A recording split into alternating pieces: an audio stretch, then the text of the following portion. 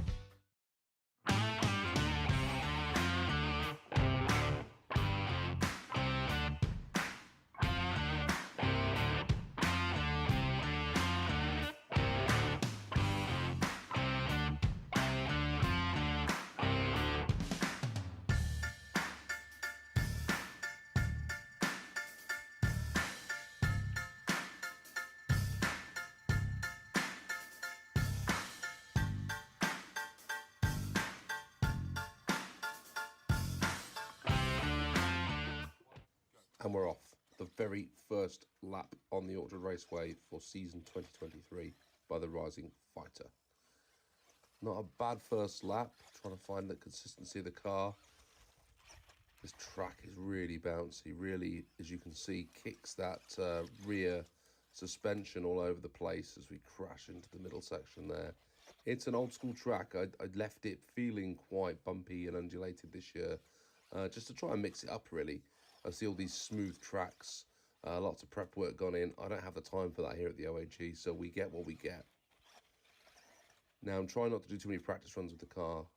We give 1 or 2 laps before we get going just to warm up, feel out the different suspension travel or different handling characteristics of the car, and then we just get stuck into it. 2-minute session. How many laps can we do? What was the fastest lap time? And more importantly, how neat are all the laps together? What's the standard deviation? That's what these cars are going to be judged on this year. So the Rising Fighter almost got stuck there. If the car gets stuck, flips over, it's a DNF. And if it's a DNF, then you take the average of however many laps it managed to get in. So you still possibly could get the fastest lap. And if those laps are consistent, it might also win the standard deviation despite not clearing out all of its lap times. But you really want to be running the full 2 minutes and get the most consistent time that you can do. Rising Fighter's still going reasonably well here. This is a good opening. Oh, as I speak, the car gets flipped over. And that's always the danger with this model, is it sits quite high. Despite my improvements or attempted improvements to try and improve the handling of this, at the end of the day, and again, we've gone, look, it is what it is. It is a hopper. It will always be a hopper. But this one's putting in some reasonable laps, apart from those crashes and flips. It's not doing a bad effort here out the track.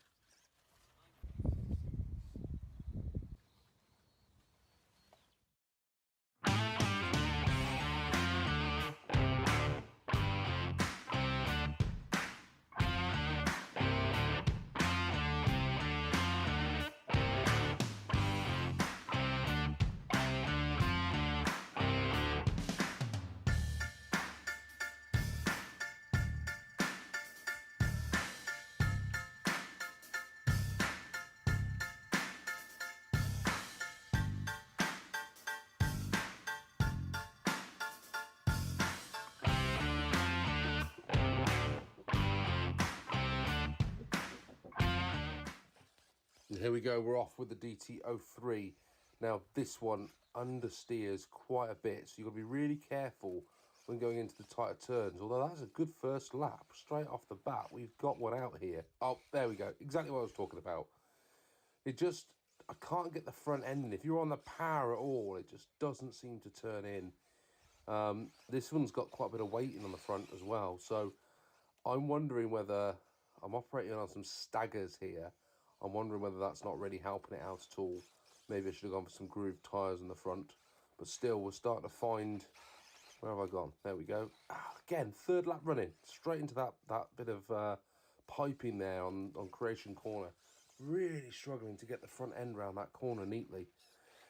And again, this lap as well, had to take it wide.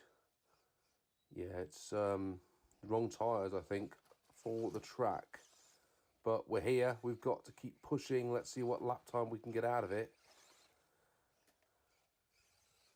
It's going to be difficult. Although last season, you know, this struggled on the last finale run, and it just posted that one lap. It is possible that it can produce a lap winning time, but it's just so inconsistent. Again, oh, I'm caught up on the side. Is it beached? Am I stuck? Oh, well, that's one way of getting out of the problem. We've got to go all the way back around again. That's certainly going to cost the standard deviation a little bit, I think. When it's up to speed, though, it really does move. Here we go. This is looking good. Oh, just caught it again. Okay, we got time for one more lap? No, we're done.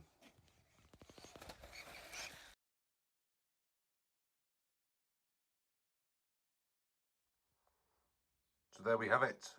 The Rising Fighter takes the victory. Fastest lap around the track, 7.8 seconds. So that's currently the lap record, believe it or not.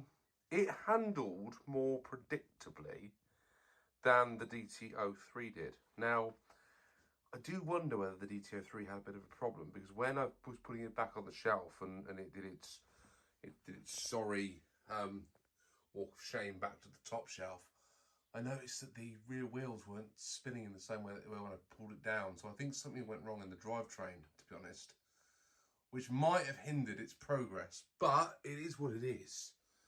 And this is now ready to progress on the Orchard Raceway. I think the understeering on the DT03 didn't help. This doesn't understeer, turns in quite nicely. This bounces around lots and lots and lots. So I'm not entirely sure it's going to go much faster than that 7.8 that it posted. But you never know. What it is quite robust.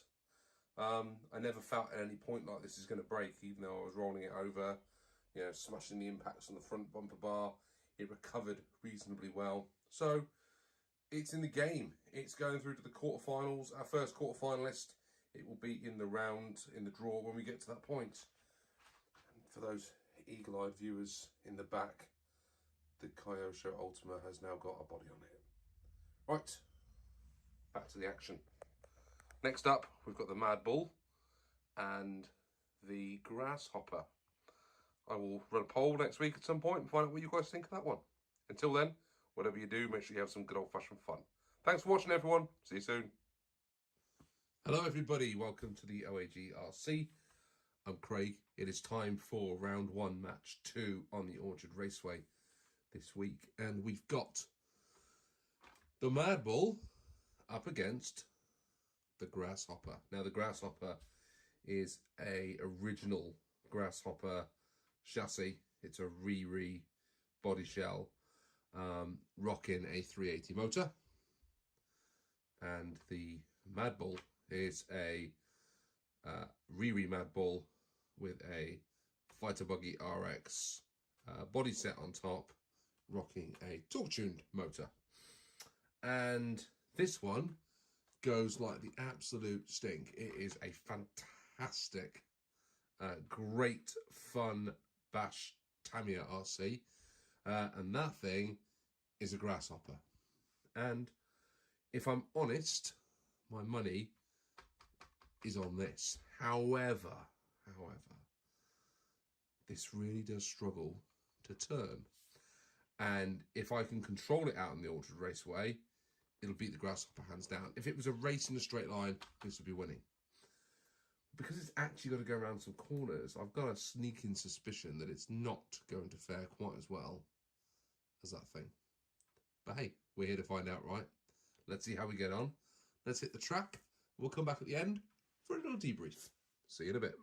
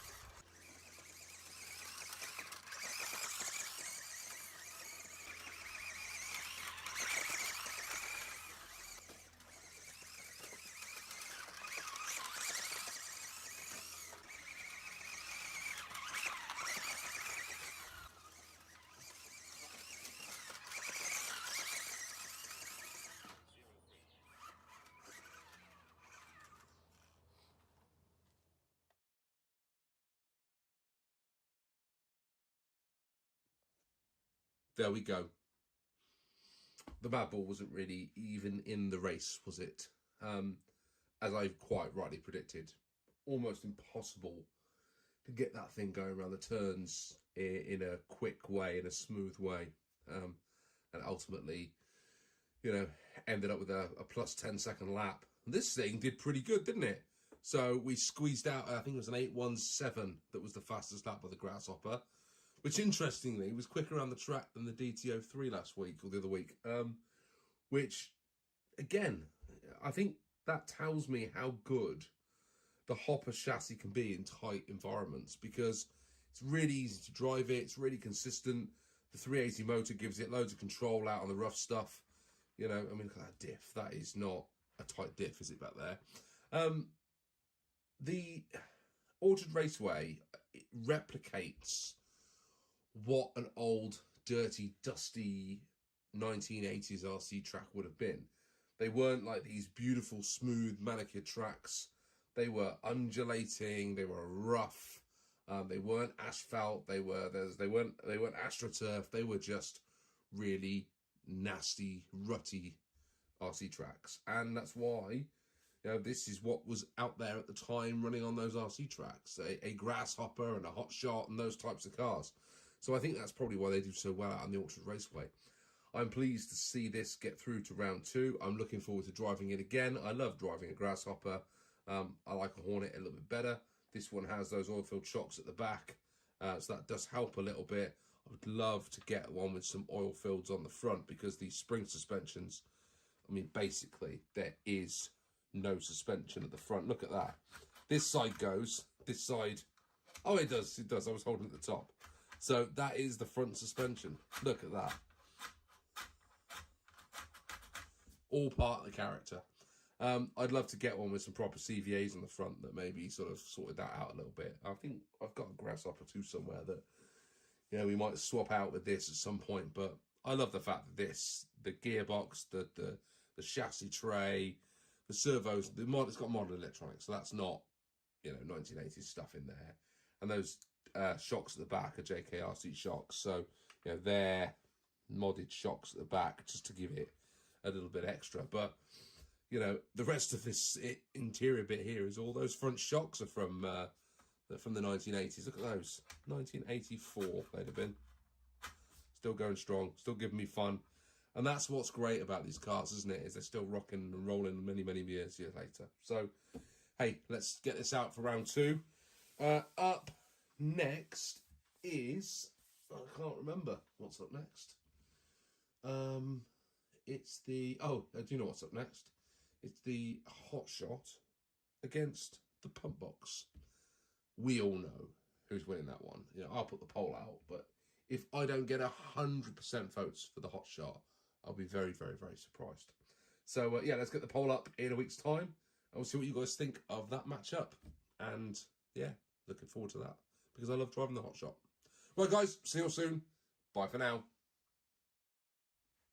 Hi, everybody. Welcome to the OAG RC. Round 1, match 3 is the awesome OAG Pump Box against the Tamiya Hot Shot. My favourite RC growing up as a kid. The thing that I always wanted. And it sits here on my bench as a grown adult. And I love it. I think it's great.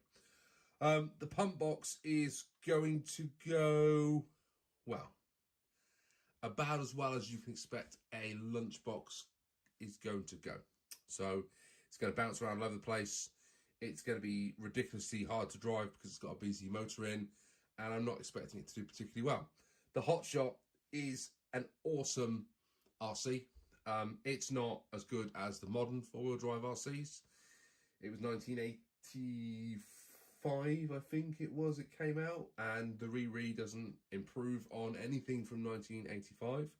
So it's going to be what it'll be. I know this drives really, really well, and this will be in the top half of whatever we do. I will be highly, highly, highly, highly, highly surprised if this is in round 2 and not that. But let's get on the track and let's find out what happens.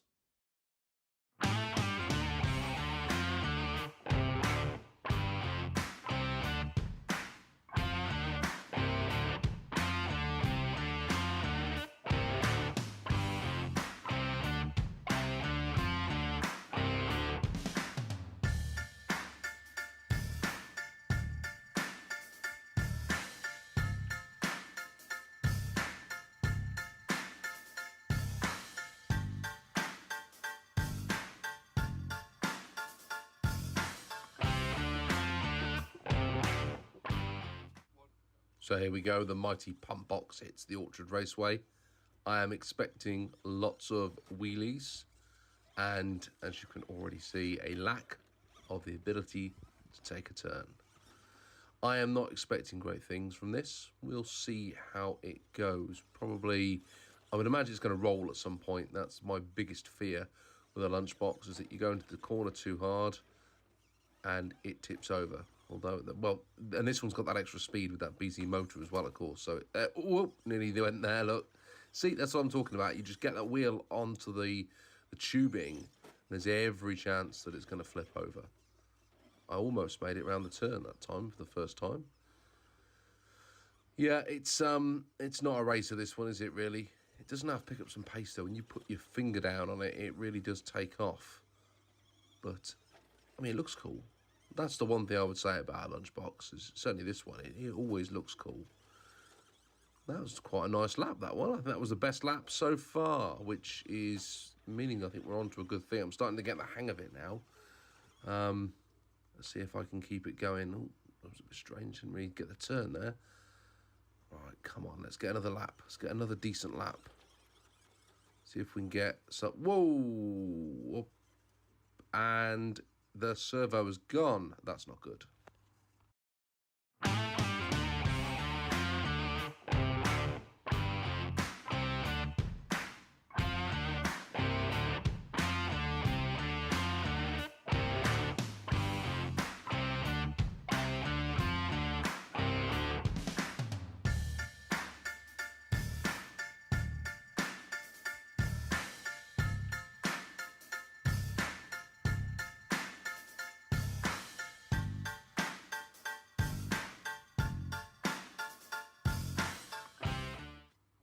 And last season's number 4, the Hot Shot, is off. Now, this four-wheel drive model handles really quite well considering its age. It dates back to the early 1980s as a model.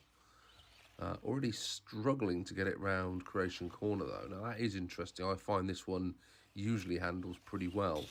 And I am struggling to make these tight turns on this particular four-wheel drive model, which surprises me. I never really would have said I've had a problem with the turning in of the Hot Shot. A little too much that time. Never really had a problem with this before. So whether I'm overthinking it or it's just the way the Orchard Raceway is laid out this season, that was a nice bend. So now we're starting to find a little bit of rhythm, and that's what this is all about, really. Once you start to find a little groove and you can consistently hit the lap after lap where you've got the line and you know where you're heading the car, the whole lap or the whole session becomes all about consistency. And what I found in the past is the times start to fall. You have a smoother lap, then a smoother lap, and as you keep going, you get faster and faster and faster until you have a bang, and then you have to reset. And I would imagine, you know, if there are people out there that race or do this sort of stuff for a living in real one-to-one cars. Oh, that was a big hit there on the fence. I think we're okay. Yeah, I wonder if on a real racetrack, that's what happens. You know, the more confidence you get, the faster you start to go until something goes wrong, and then you have to rebuild that confidence again. But I find, certainly with this track, it's all about confidence. So you can see that is now gone. I've had that little crash, that little off, and I'm struggling now to get back into the flow, back into the rhythm of it. I'll tell you what, though, this is definitely quicker than the pump box was going. So I don't think we have any problem here. I'm safe to say that the Hot Shot is going into the quarterfinals. The question is what sort of time is it going to post? Is it going to take the lap record so far? Or is it going to be slightly under the time set by some of the two-wheel drive models that we've already seen so far this season? It's looking pretty competent out there, isn't it? Right, we're approaching the last sort of... Oh, I've rolled it. Game over.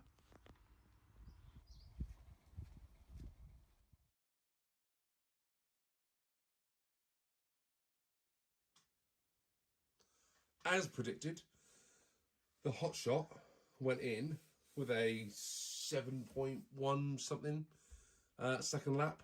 I mean, it was easy to drive. It was a good opener. I think I probably could have got a bit better out of it. the track, I'd filmed a few things at once on the track. The track was getting looser and looser and looser. I think this has probably got a bit more to give, but I'm happy with the first attempt. And, you know, 7 seconds or just over 7 seconds, I think it's a pretty good lap time. The lunchbox, the pump box, broke its servo, and that's why it stopped short of its laps. I've completely trashed the gears in the servo, so that is gone. It is toast. We need a new servo in it. I'm not sure that the monster trucks are going to make it back for another season. I only chucked it in because I really wanted to run this on the track in the first round, and everyone was saying about how they thought the pump box was cool, so I wanted to run it. And yeah, I broke the servo, so thanks guys. No, I'm joking. Look, it was fun. It was for a bit of fun. I drew that against either this or the TD2, and it came up against a hot shot, and I think that was a perfectly reasonable draw, and this was always going to win. I had no doubts about it, and here we are. Into round 2 goes the awesome Tamiya hot shot. Thanks for watching. See you soon, guys. Bye. Hey everybody, welcome to the OAG RC. I'm Craig. Thanks for tuning in to round 1, matchup 4 of the OAG Orchard Raceway season. Probably the tastiest matchup from round 1. Possibly the tastiest matchup from round 1.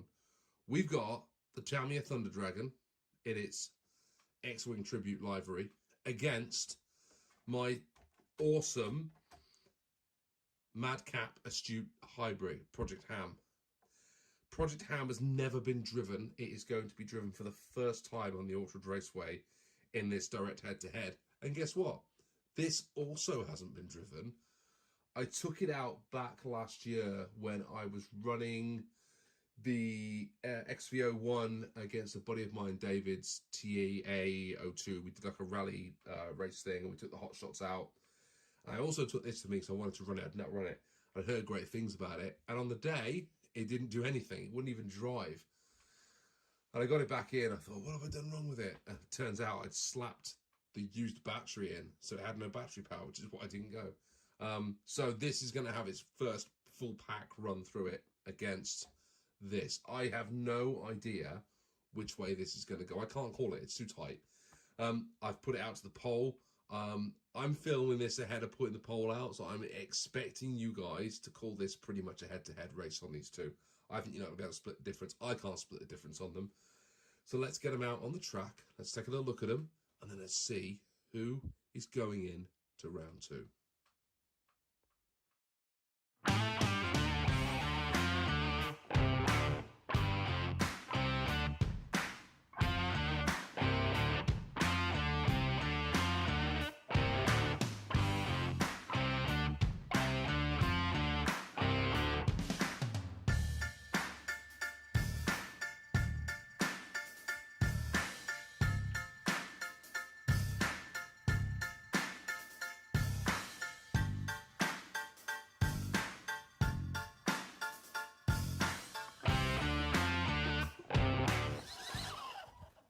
Right, first time driving the Tamiya Madcap. Let's see how it gets on around the Orchard Raceway.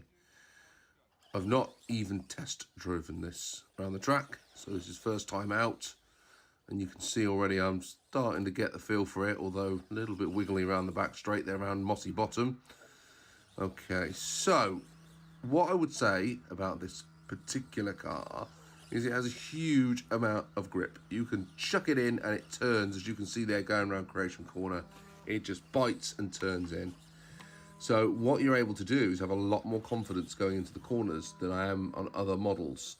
And you can see that I'm a little overconfident there going into no cherry tree turn. But I can get a lot closer to the piping on all of the corners so far. So I think we're putting in some pretty good lap times here. What an absolute beautiful RC this is. But unfortunately, you can get too confident.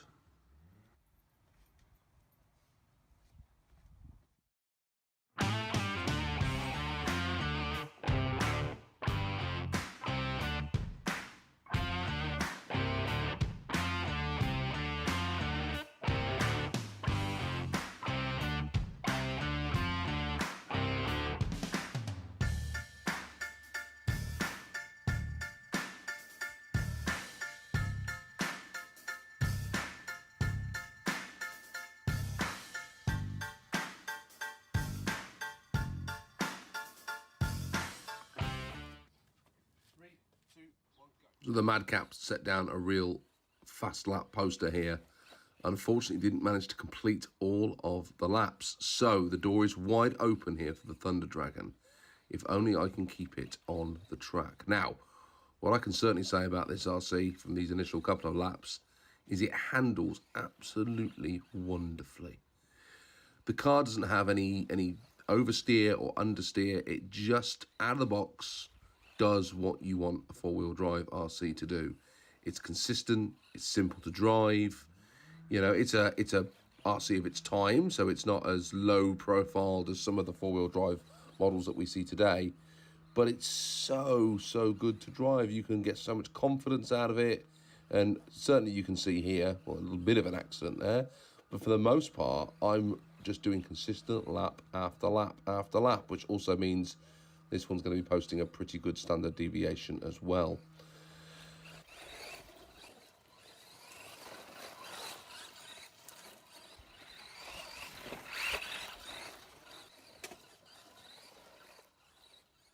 It is biting in, turning in a lot better than the Hotshot did.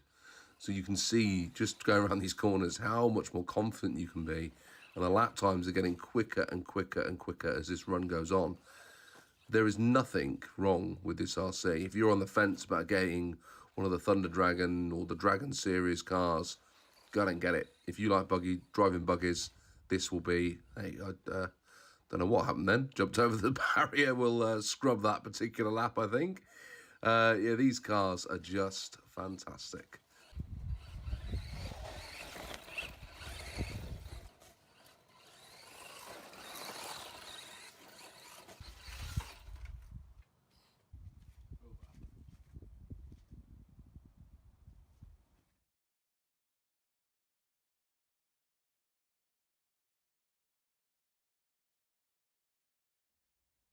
Well, there you go. By 0.3 of a second, 6.63 was its fastest lap.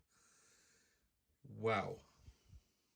I am properly impressed. Now, the standard deviation on the laps that the Madcap did were better.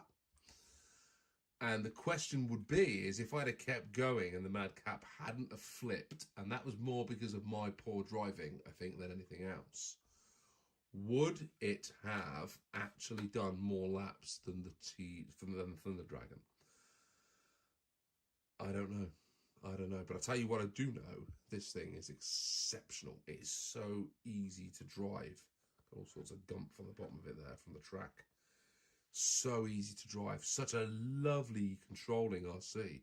I can see why you compare this to the Hotshot. Hotshot's in round 2 as well. There's half a second difference around the Orchard Raceway alone on these two models, and the bear in mind that's stock. This drives so much easier. I can't remember precisely on the Tamiya timeline. This was a couple of years on from the Hotshot, and you can see why it's so much better. So I'm properly impressed with this. I think we have got... I said it, I called it when I did the draw.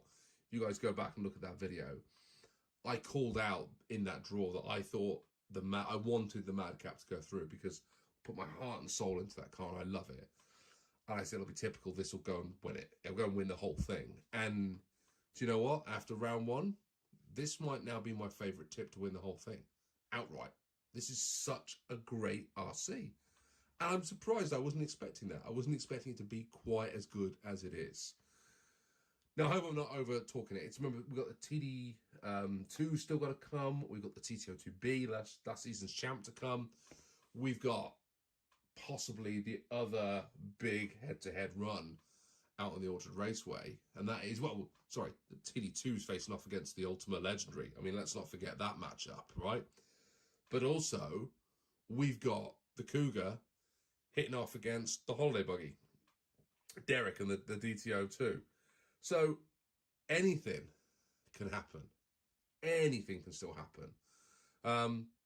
But I actually think this is going to be up there at the end of the season. What do you think? Let me know in the comments below. Were you impressed? Were you not impressed? You knew the Thunder Dragon was going to be good, and I didn't know what I was talking about. And maybe in the poll that you guys did, you all thought the Thunder Dragon would beat the Madcap anyway, so I'm just an idiot for thinking it would be so close. But actually, I think if I could have done another couple of laps on the madcap, I think I'd have reeled this in. So yeah, that drove fantastically. I'm sat here now telling you guys how awesome this is, you know, and I haven't really talked about how well the madcap drove out on the track before I flipped it, which was my fault ultimately, you know, driver error. But that thing is so dialed, it's so precise, so easy to drive compared, and this was too. So, you know, that'll be back again. You know, I'm sad, I'm disappointed. I wanted the madcap to win the whole thing. There you go. I said it. I called it. And this is now what I've got to work with. And I shouldn't be ditching it because it's a great car, but I'm a bit disappointed. There you go. Let me know what you think. Thanks, guys. Thanks for watching. Bye for now. I'm back. It's not bye for now. This is the madcap. I just wanted to put it on there again so you guys could see it again because I think it's ace and I love it. And it's probably my favourite RC now. Yeah. And I'm disappointed that I'm not going to drive it again. It did, what, 6 laps? And then I flipped it. At least I didn't trash it. Didn't crash it into the posts on the fence panels or smash it up. So I shouldn't be too upset, I suppose. It's still looking reasonably good condition. Yeah. And also I pulled the back wheel off, so I probably need to glue the tyres ready for the next run. But you guys will see this again because it is awesome. And yeah, makes me want to get an Astute actually. One day, maybe. Right guys, I am now leaving. Bye-bye. See you next week. Bye. Hi everybody. Welcome back to the OAG RC. It is match number 5 of round 1 this week. And we are pitting the Schumacher Cougar against the Holiday Buggy DT02 community souped up awesomeness that is Derek. I don't know which way this is going to go. You guys have voted 70% in terms of the Cougar and only 30% have gone for the Holiday Buggy at the point of making this video. So I think it's fairly safe to say you guys think that the Cougar is going to go out there and obliterate Derek, which makes Mini OAG really sad. So let's see if we can make a happy out on the track, shall we? I'm going to get started. See you on the wrap-up.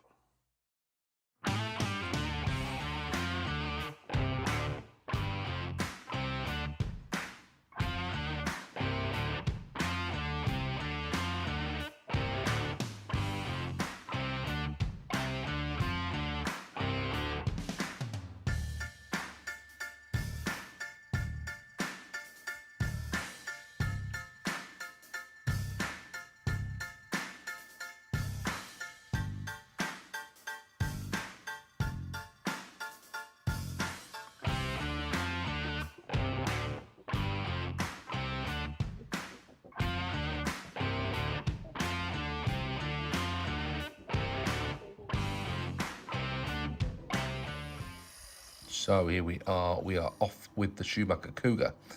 Now, you can probably already tell this is not going quite as quickly as I thought it was going to go. And it was very clear, right from the off, that we're still having some gearbox issues. It sounds to me, and I'll let you just listen to it in a minute, that the gearbox is just spinning and there's no drive making it through. I hit the camera there. There's no drive making it through to the gearbox. So have a listen and yeah, let me know what you think in the comments.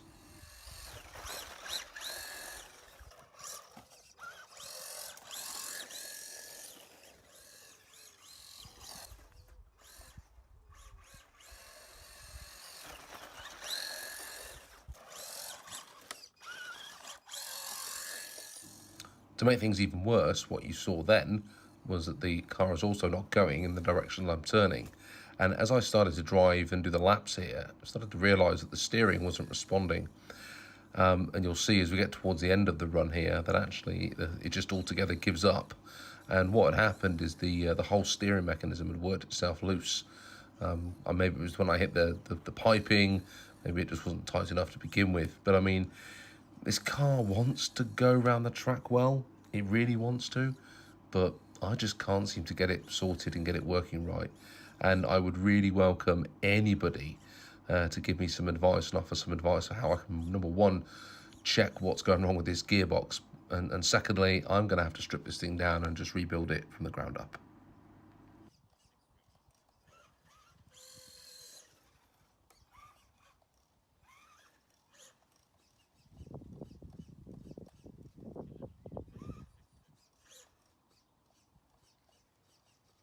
Stop.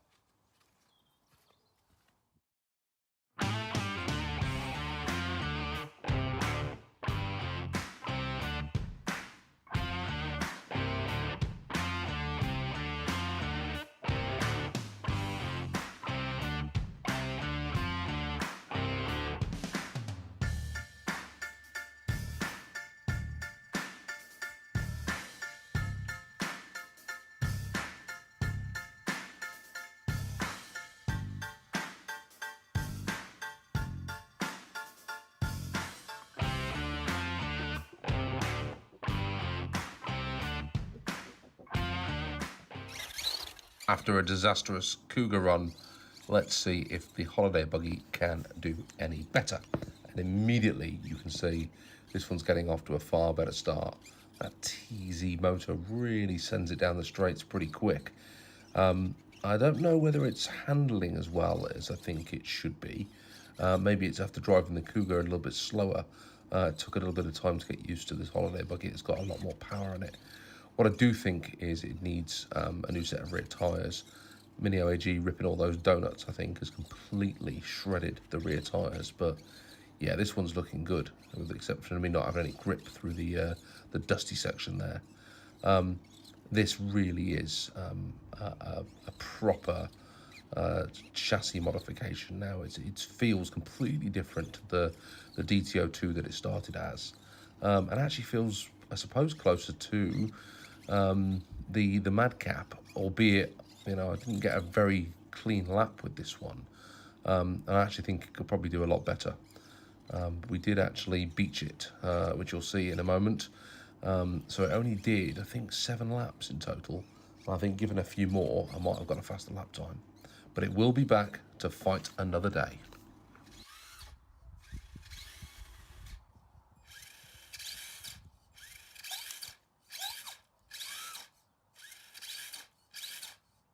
Stop.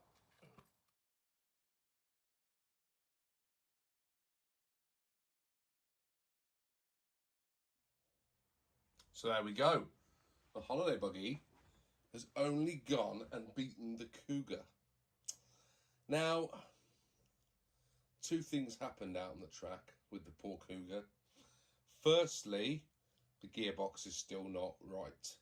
And I'm starting to wonder whether it's because I've used the smallest pinion and it's, well, I don't know, something's still not right with it. It's got to come apart again. And I think what I'm going to do is I'm going to give it a good old strip down. I'm going to take it all apart, all the gearbox apart. I'm going to clean it all off. I'm going to reassemble it, and we'll see if I've worked out what's going wrong with it, because something's not right. And also, the steering mechanism fell apart on me. So it all ends up going to get rebuilt. Maybe it'll be back next year, or maybe it'll be in a box somewhere in the attic and we'll never see it again. I don't know. But what we will see again is Derek. Derek handles really, really well. I'm still not convinced that I'm making the most of that TZ motor. I think it struggles in a straight line. It's a rocket. But I don't think that helps it when it comes to the cornering. And I've also noticed that Derek's tyres are getting to the point where they probably need a replacement because of all of the donuts that Mini OAG's been doing. They've all started to wear out. So he is starting to reach the limits, I think, of what we can do with the DTO2 chassis. However, he drove really, really well. And I still think, actually, pound for pound, whether you've got a stock DTO2 or you've got a severely hopped up modded DTO2 like this one, they are a great handling chassis. Great place for beginners to start, and they provide hours and hours and hours of fun and entertainment, which is what we're having with this particular model. So this one makes it into the next round. I will see you guys in 2 weeks' time for the next instalment of this, and keep your eye out on the community feed because we'll be doing another vote in about a week's time. Until then, thanks for watching, everyone, and see you soon on the OAG RC. Bye for now. Hi everyone, welcome back to the OAG RC. We are on to match number 6 from round 1.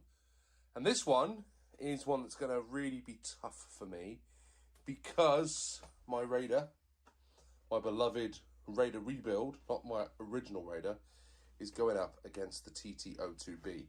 Now this one is a mismatch because last season this finished around about mid-pack, I want to say about 8th, 9th place, something like that. And this one, as you all know, won last season's series. This is not the best four-wheel drive buggy, but from an entry-level point of view, if you're getting one of these, you can't go far wrong. It is very capable. It struggles a bit with ground clearance, but on the dirty track that the Orchard Raceway is, it flies around there just fine. Turns really well, drives really well, easy to maintain, easy to fix if it breaks. Great RC. This is a sign of its time. It was an entry-level RC back in the 1990s. Came out in 1990, I believe, or 89. So it was at the time, it was an entry-level kit against what would have been back then, Hornets, Grasshoppers, that sort of stuff. This thing was up there because it was a great-looking buggy, drives really, really well, but it does have its finicky, little funnies. And this also doesn't have a great deal of ground clearance. So on a dusty track, it's fine. Off-road, jumping, not so good. So let's get out on the track and see how these two go head to head.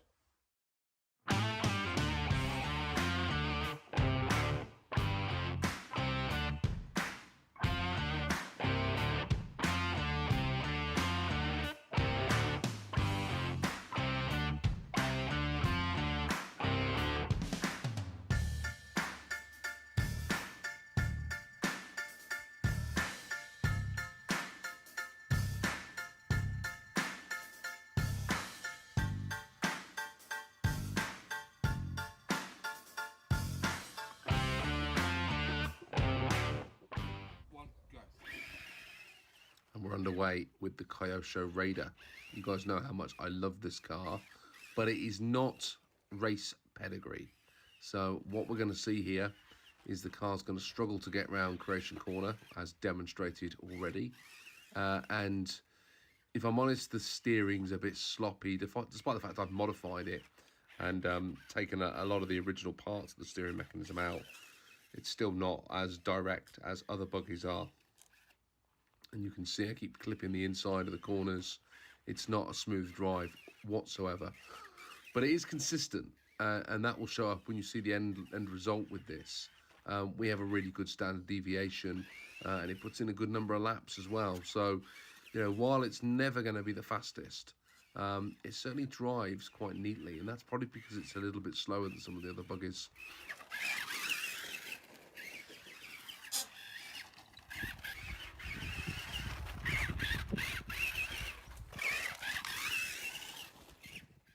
I love seeing this one go around the track. It brings back so many memories of being 10 years old and setting up a track out in the back garden with a hose pipe and just ripping this car round and round and round for about 7 minutes before our NiCad battery failed, and then we had to wait another 18 hours for it to charge up before we could go out again with it. But for those 5 minutes, it was everything that you want RC to be. And you can see I'm starting to get the hang of this now. We're bringing in a couple of consistent laps, and again, while it's not the fastest car in the fleet, it certainly drives nicely and looks consistent when it's doing it.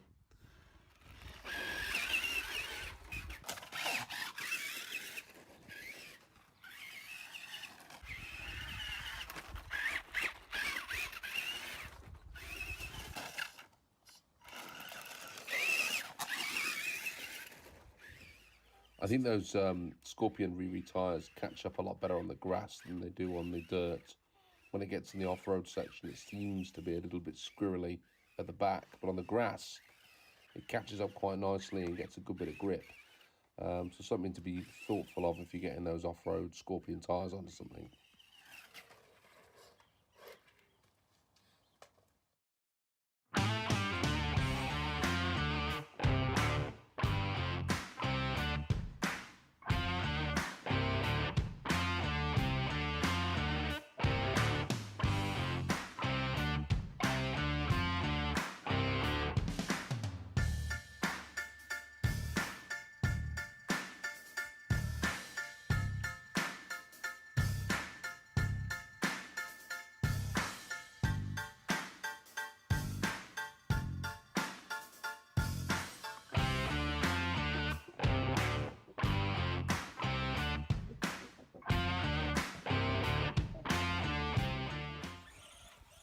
last season's champ, hits the track for the first time this season.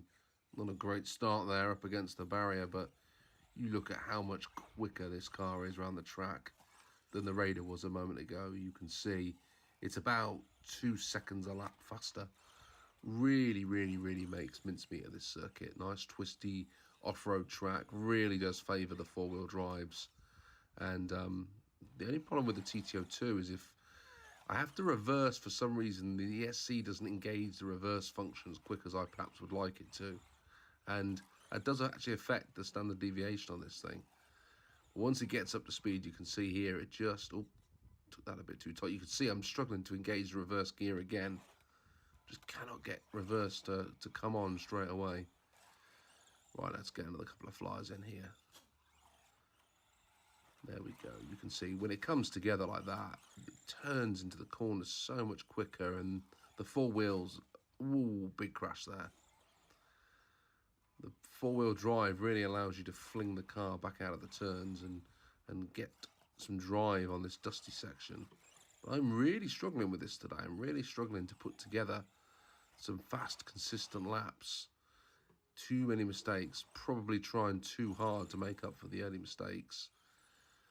And that's the problem with the Orchard Raceway, is you can have a lap like this where you just absolutely smash it. And then the next lap, it doesn't offer you the same level of consistency, and I crash or do something silly. And unfortunately, and that's going to be the story of the tape here, because I don't think this is going to put in a very good standard deviation, which could cost it if it doesn't get the same number of laps as the Raider got in.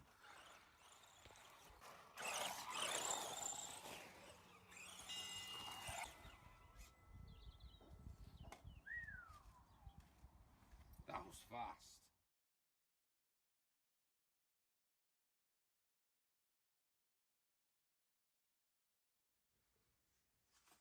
Okay, so this is a little bit bittersweet, because as you've seen from the running footage, the TTO2B went really, really well, but yet the car that's back on the bench is the Kyosho Raider, and you're all wondering why that is. Well, that's because when I started that TTO2 run, it didn't record all of the lap times properly, and therefore I had to restart the run again because I didn't have a complete set of times. And I was in two minds of what to do. I was thinking, do I go with the original times, or do I rerun the TTO2B with a different set of times? And I decided to rerun it. And unfortunately, on rerunning it, it flipped over and crashed. And it didn't post anywhere near the same number of laps that it did the first time round. And unfortunately, I don't have the times from the first run to go back to work out what it would have done had I left it as that first run that didn't record properly, or didn't record the run properly. So I've decided to put the Raider through because it did complete its session and it did do all of its laps. And I know that's really tough because the TTO2B actually set the track record on its run. Now, you guys don't have a video of that, so I can't even show you what that lap looked like, but it was a 6.27, I think, off the top of my head. I haven't got the piece of paper in front of me that I wrote down on. So unfortunately, the TTO2B, last year's champ, is out, defeated by my humble Kyosho Raider rebuild.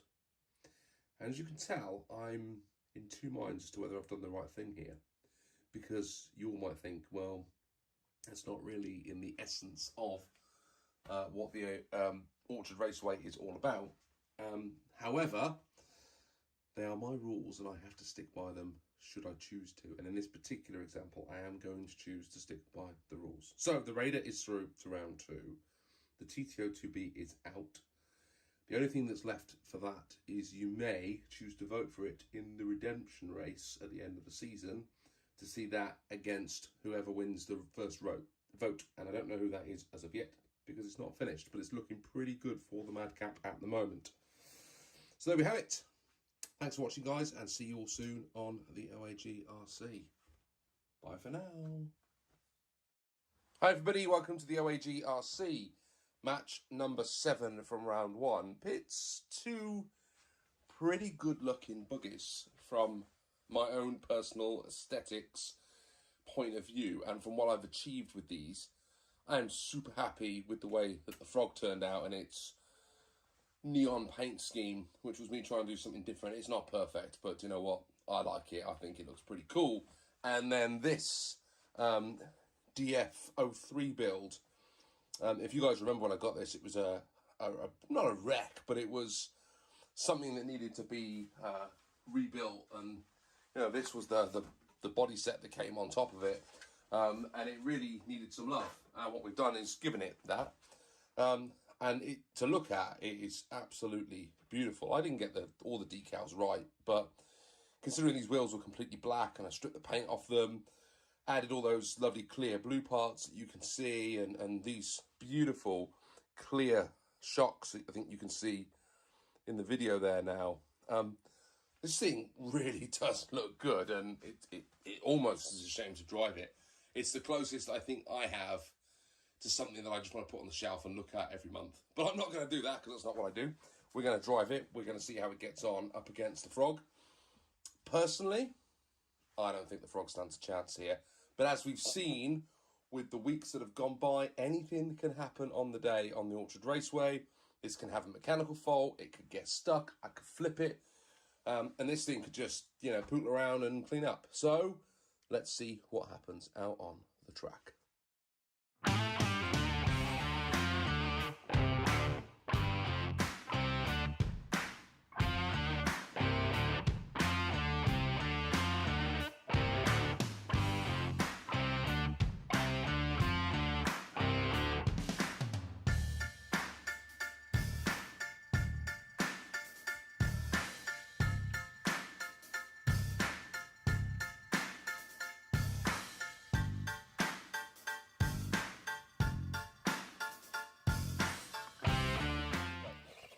So, absolute mess up here.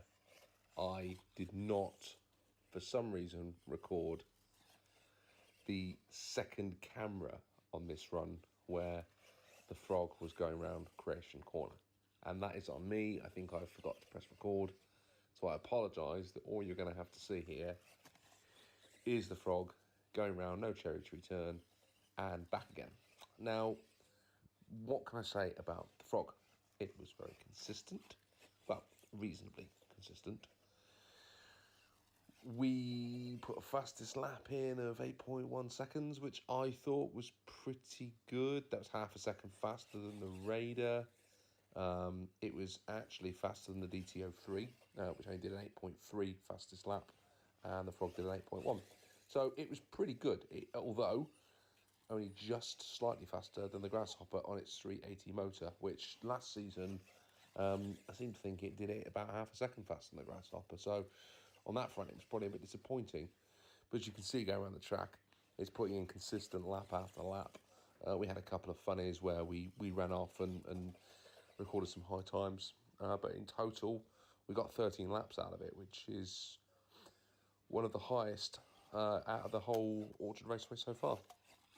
So not a bad marker set by the Frog overall. I'll let you enjoy the rest of the half footage before we move on to the DF03.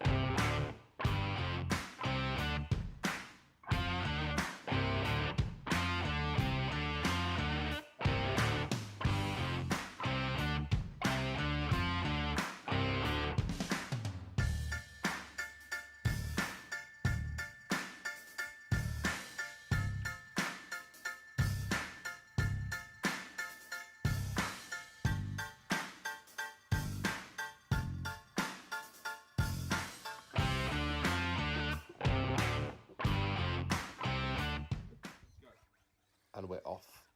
Another modern four-wheel drive Tamiya Buggy hits the Orchard Raceway.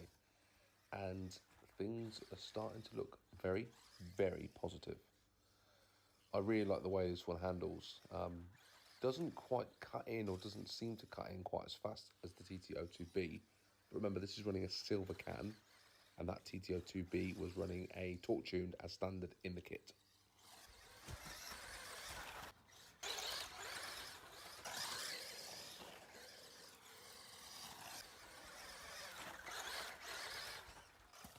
So those first couple of laps were averaging under 7.5 seconds a lap.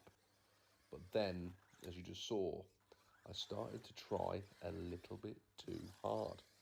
And as I always find out on the Orchard Raceway, that's when the wheels start to come off. Now here, you see its fastest lap, which was an absolute ripper, a 6.33.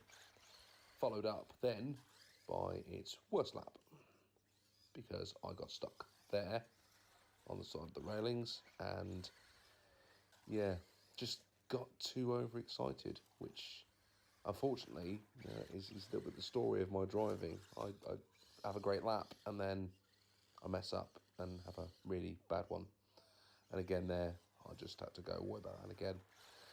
Now that unfortunately means that the standard deviation that we're posting up here is not going to be great with two really quite slow laps.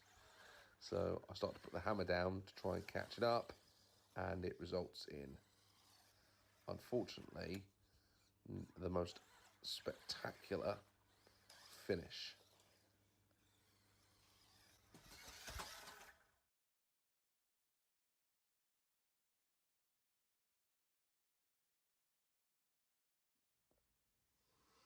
Wow, I didn't see that coming. Did you? So what happened? Well, the DF03 didn't complete enough laps consistently to post the most laps in the session before it flipped over, or the best standard deviation. So what that means is the frog has actually gone and beaten it. Which is a similar story to what happened the other week with the TT02B. It was the fastest car, but the Raider posted the most laps and the most consistent laps, and therefore won. And the same has happened here. This drove more consistently, and therefore, despite the fact that it is less buggy to some extent, I mean, it's fun and it looks great, but it's not as good as the DF03. But this is the one that finds itself in round two. Bit peculiar, isn't it? But those are the rules. We might have to change them for next year because it just doesn't seem logically right. But for me, I do get to drive the frog again, which I don't really mind because I kind of enjoy driving this. It shouldn't be as fun or as good as it is, but it's awesome. It's really, really good. It handles nicely, easy to drive, looks great. It's a proper Tamiya buggy. It's heavy as heck. So I don't think it would jump particularly well, but there's no jumps this season. So yeah, there we go. The frog's in round two. The DF03 is going to be in the redemption final, but potentially you're going to be in the redemption final vote, and you guys can decide whether you want that, the TT02B, or the Cougar are the three that you're voting on for that this time round. And to add to that, you're going to have either the Ultima or the TD2, because those are in the next round. I don't want to have to pick which one of those faces off against whoever wins the other vote, which I still don't know as of the time of making this video, but it's looking like it's going to be the Madcap. So one of those five is going to end up racing in the Madcap for the redemption final, which is just bonkers. I never thought that was going to happen at the start of the season. But hey, this marches on into round two, and let's see who joins it in a couple of weeks' time. Will it be the TD2 or will it be the Ultima? Let's find out. See you later, guys. Bye for now. Hello, everyone. Welcome to the OAG RC. We had two cracking looking RCs out last time, and this time round, we have another two that look absolutely brilliant. My TD2, which, if you remember, last year finished third in the Orchard Raceway, but did win my Festival of Scale Speed. Now, I'm not entirely sure I'm going to do another one of those this year because I've been so busy with work, and the hobby has had to take a little bit more of a back seat. But we'll see. I'm not going to make any promises. But what I do know is this thing on its day is a great drive. Now this Kyosho Ultima Legendary I have not yet driven. Sort of. I drove it up and down the driveway and the steering came at loose. And I was like, oh man, no, not another Cougar build, not another something that I'm not going to be able to fix. But it wasn't that bad. Because all that happened is I hadn't put a screw in the servo. When I was building it, I missed a step on the instructions that said, find a screw and put it in here because there isn't one with the kit. I can't understand why there wasn't one with the kit, but guess what? There wasn't. So this has not had a proper run. I can't call this. I don't know which way this is going to go. My head says you should go with this one because this is the modern RC. But my instinct is to go with this because I think we're going to be pleasantly surprised how well this drives out on the Orchard Raceway. But enough waffle, let's get out on the track and let's see who wins.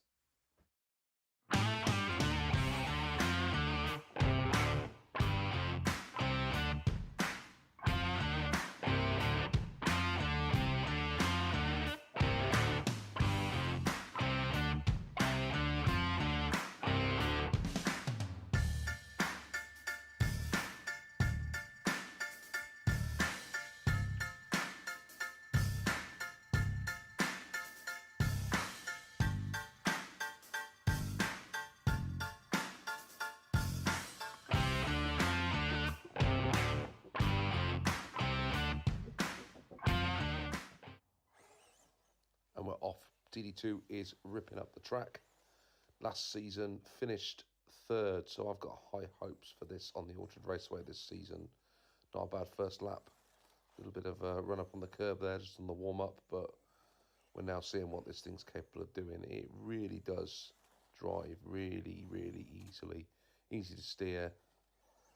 Great RC. I love it. So we're just starting to warm up, getting into it, and then disaster.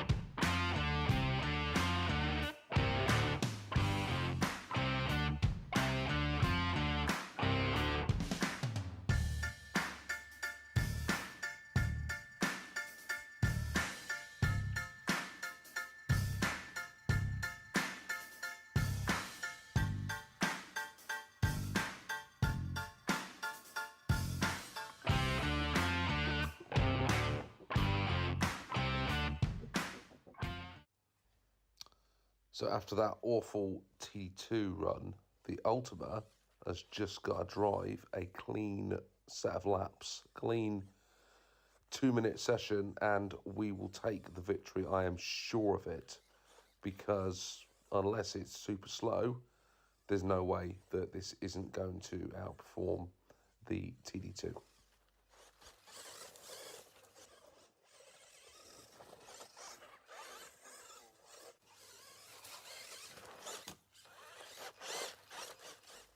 Now, I didn't know what to expect with the Kyoshos because this is the first legendary Kyosho that I've built and run.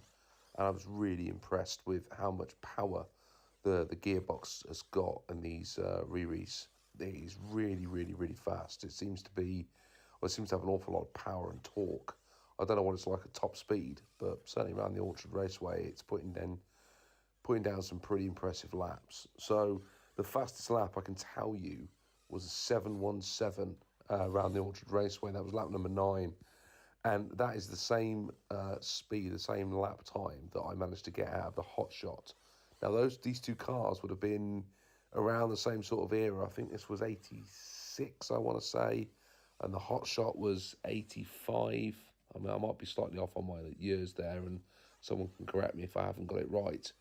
But the fact that this is a 2-wheel drive, I'm finding it drives as fast as that 4-wheel drive, just shows how much the market back in the 80s was changing, and these cars were rapidly improving over time. I love this. It's a great drive. Really, really enjoyed it. I think that the TD2, had I done more laps, would have probably kept up with it, if not beaten it. But we will never know.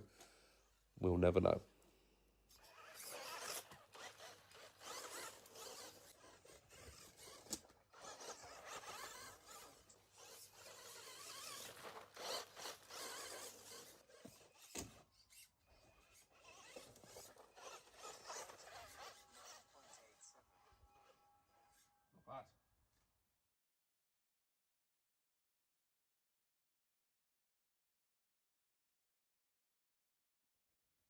Well, I never. What an awesome RC the Kyosho Ultima was and is. Did you see it pop in the wheelies? Yeah, ignore this front wheels, another story for another day. But did you see it pop in the wheelies when it was accelerating? This thing is geared awesomely. Drove nicely, did the full laps, did the full time. No complaints whatsoever. Great RC. Really pleased to have it in the fleet. Dirty, mucky now, been driven. I did protect the underside of the chassis with some black tape because I didn't want to scratch it all up, and I'm really glad I did that. But yeah, awesome, love it. What can I say about a TD2? I'm disappointed. Do you know what? When I did those first 2 laps, it did like a 7.5 and a 7.3, and I thought, do I just rerun it because I could do and no one would know any different? And then I thought, no, it's not in the spirit of the Orchard Raceway. I messed up, it messed up, and therefore the result stands and the Ultima goes through. But I want that to come back for some redemption, so please vote for it. Please, I'd like to see it against the Madcap, if nothing else. I think that would be a really interesting head-to-head, would be the Madcap versus the TD2. Not that I'm trying to influence you in any way, shape or form. But yeah, if I was voting, I'd be voting for the TD2. It's sad that it didn't make it, but the Ultima did. So we are ready to draw the second round, the quarterfinals of the Orchard Raceway. Let's do that now, shall we? We're now left with 8 cars to draw. We've got the Rising Fighter, the Frog, the Thunder Dragon, which was our rookie, the Holiday Buggy, the Kyosho Raider, Tamiya Hotshot, the Grasshopper, and the awesome Kyosho Ultima, which I was mightily impressed with out on the track.